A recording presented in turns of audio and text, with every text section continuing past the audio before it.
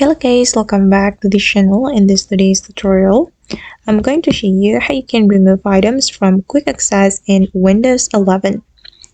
Okay, let's get into it guys. I have opened my computer with Windows 11, and first of all we need to go to our file explorer or file manager.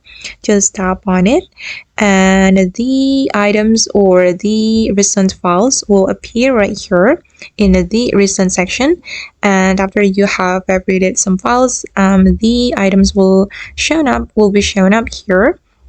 And since I haven't evaporated some files, so there is no evaporated files. And I'm just going to show you how we can remove recent items or recent file. I'm going to remove it from this quick access. If we want to remove it, we just need to right click on the item we want to remove like this, and there will be some options for us, and we just need to select remove from recent.